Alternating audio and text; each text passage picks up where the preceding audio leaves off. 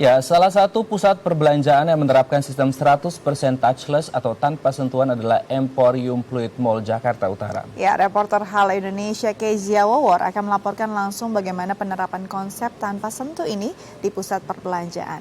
Baik, Kezia, silakan dengan laporan Anda.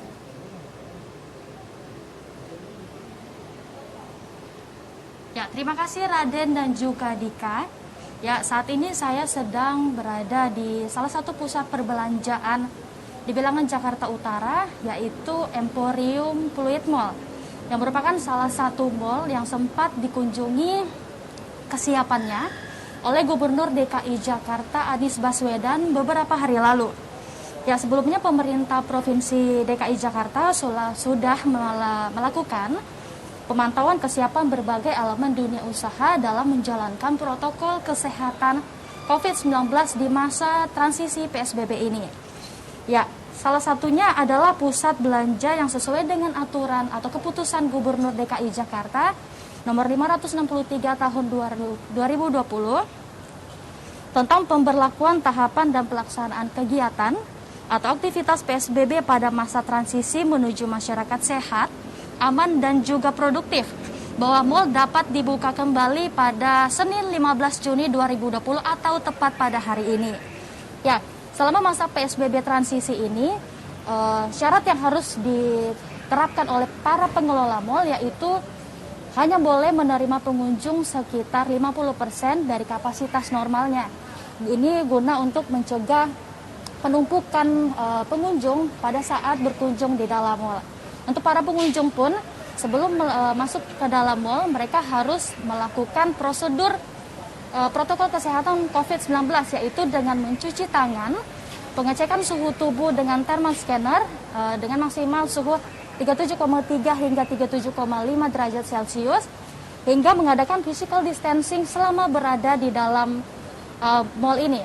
Ya, lalu untuk para karyawan yang bekerja di sini, mereka juga harus menggunakan masker, face shield atau pelindung wajah, dan juga sarung tangan untuk mencegah penularan COVID-19 yang terjadi pada saat ini.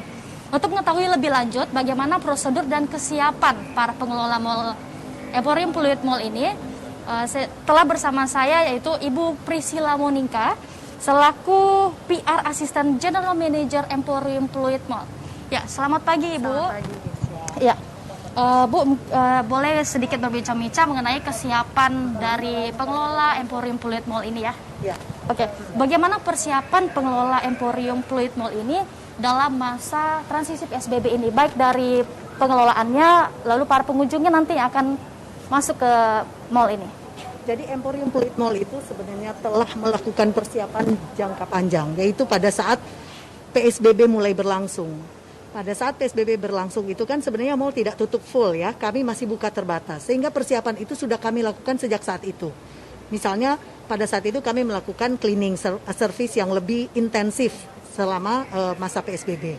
Kemudian makin ke sini ketika kita mulai masuk ke dalam persiapan menuju new normal, kami mulai mengadakan inovasi-inovasi yang kira-kira kami pikir, kami anggap sebagai sesuatu yang akan sangat membantu pemerintah provinsi untuk menyukseskan program di new normal ini atau di PSBB transisi ini.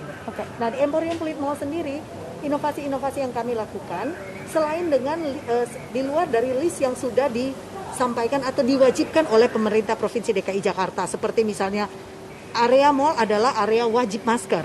Jadi kami memberlakukan yang tidak menggunakan masker tidak boleh masuk ke area mall. Itu satu, itu hal yang paling penting.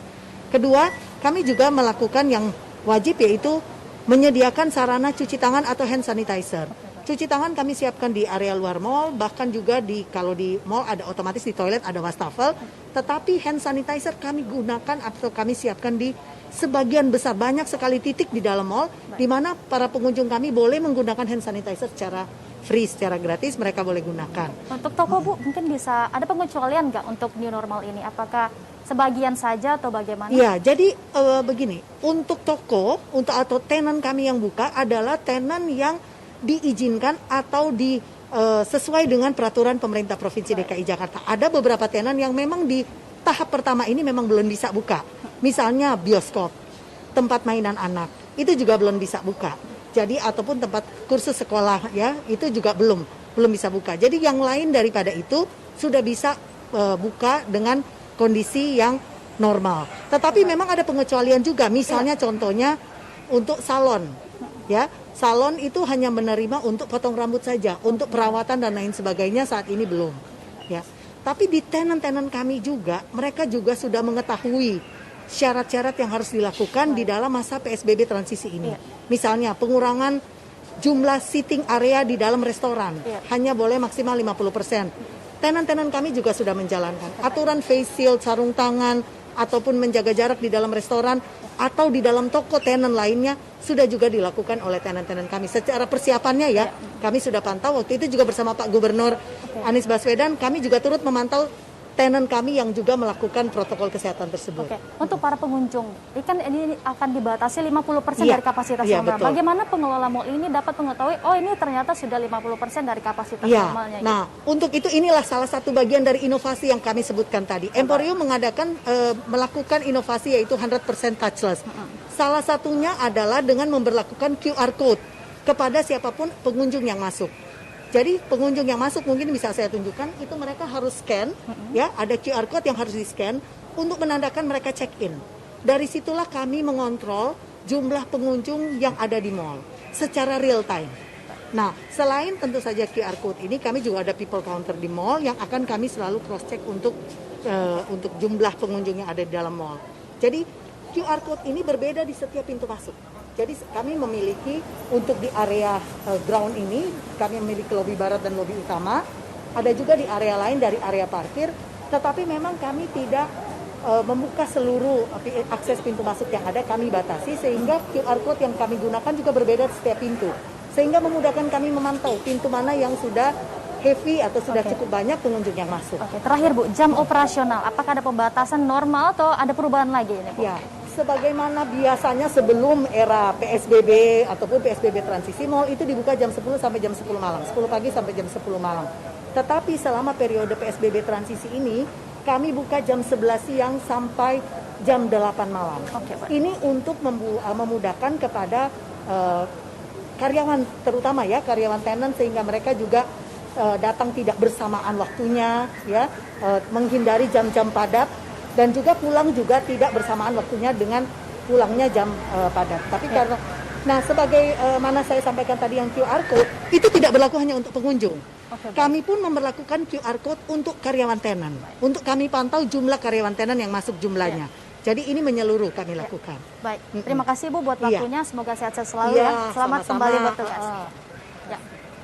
Ya pemirsa, sesuai dengan ketentuan dari seluruh mal nanti akan diberlakukan jam operasionalnya yakni dari pukul 11 hingga pukul 8 malam. Meski aktivitas perekonomian dibuka kembali secara bertahap, namun pemerintah menghimbau kepada semua pihak harus mengikuti protokol kesehatan COVID-19. Para pengunjung pun harus tetap menaati semua aturan dan petunjuk yang ada di dalam mal yang bertujuan untuk kebaikan dan kesehatan bersama. Pastikan kondisi Anda sehat dan bugar sebelum keluar rumah dan jangan lupa untuk menggunakan masker. Ya, sekian dapat saya laporkan dari Emporium Pluit Mall, Kezia Wawar dan Yoga Pratama kembali ke studio.